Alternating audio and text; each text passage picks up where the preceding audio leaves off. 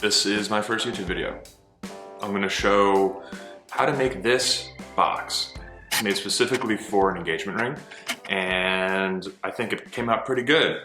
There's a lot of different ways to make boxes, but this is the way I know how, the simplest way. Enjoy. Please remember to subscribe and sign up for the notification for all my new videos. I'd really appreciate it. All right, we have a good amount to cover, so I'll try to keep it short and sweet so none of us get bored. First, I have to take measurements for the ring insert I got for the jeweler that's going to hold the ring in the box. I then go over to the miter saw and I take some walnut stock that I actually already have milled down from a previous project.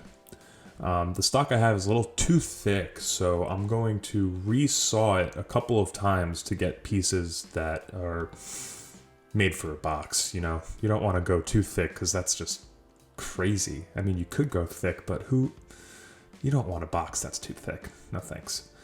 I then use the planer to flatten out the faces. Sometimes when you re-saw, things get a little wonky, so I just kind of re-mill it down to the proper proportions.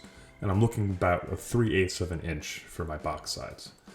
Next, you want to inspect your piece of wood for the right kind of grain. Give it a little sniff, give it a little taste.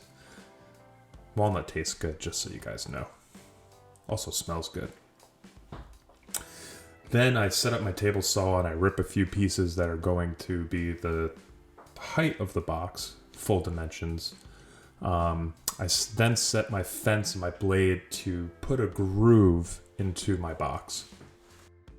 This groove is going to hold the top, like the insert lid, and also the bottom of the box. I do this in 2 separate passes so I can really get a tight fit on both the bottom and the top, because I'm using plywood for the bottom and solid wood for the top, and the solid wood top is going to be floating inside the box to account for wood movement, and the plywood is going to be nice and snug in there. So by doing it in 2 passes, I can really hone in the fit that I want. And that looks good. That can move. It's a little bit of a friction fit. It can tap out easy. And there you go. That's what it looks like. I then set the angle on my saw to 45 degrees, and I lug over my big miter sled that's way too big, and I gotta make a new one. I start by cutting the miters in the box at 45 degrees along the whole strip of wood that I cut grooves in, making sure to flip over to account for the 45 degree angle, because you don't want to know how many times I messed up doing something like that. Hey, assembles, it looks pretty good, you know? There's the Volvo looking box insert for the ring, but you know, we don't have to think about that. Then I cut the lid to the right size, give it a little test fit, see how it fits in the box. Hey, that looks pretty good, you know? That looks good. And there we go. That's our box. It looks really good. The bottom's in, the top is in. You know, just sit back, admire your work, and thanks for watching the video. Come on, are you guys kidding me? We have so much more work to do. A lot of sanding. We go to sanding, more sanding. Here's a look at my stool that I have. It's a bucket. I need a stool. We're going to glue the pieces together using Type Bond Dark. I always use this type of glue for walnut because it just blends in really easy. In case there's any little squeeze out, it's just use it for walnut. It's the best you can do. I make sure I glue in all the miters and the plywood bottom, making sure not to put any glue into the top, which is the solid wood. You want that to kind of float around. Just some blue tape and rubber bands is all you really need. It's a really small project, small box, and that's enough clamping pressure for something this small. Well, now I'm going to show you my absolute favorite way to remove the lid from the box. I set my saw height just shy of the thickness of the walls, so it stays barely attached to the box when I cut through it. You want to cut through it 4 times at the width of the lid that you want.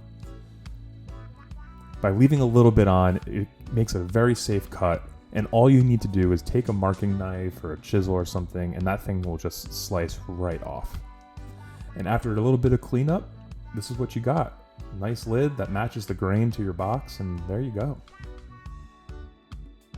Now for the hardware. I'm using Brusso butt stop hinges just at the center of the box. Normally you would do 2 for most boxes, but one will be enough for something this small, and we want the attention to be on the ring and not the actual hardware for the box. I set everything up to mortise out something for the hinge on both the box and the lid. And I start chiseling. Little tap, tap, tap, little tap, tap, tap. And my chiseling's okay. It's nothing amazing, but I'll be the first one to admit it needs some work. But hey, you know what? That looks pretty good. Fits good, everything's good. Start putting a little chamfer on the sides, all the edges, and start drilling in the screw holes.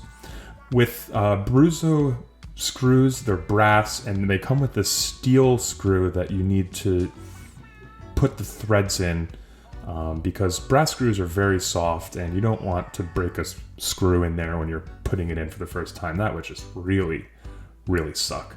But hey, it worked. Now I'm going to sand to final grit. I'm just bringing it up to 220. That's really all you need for something like this.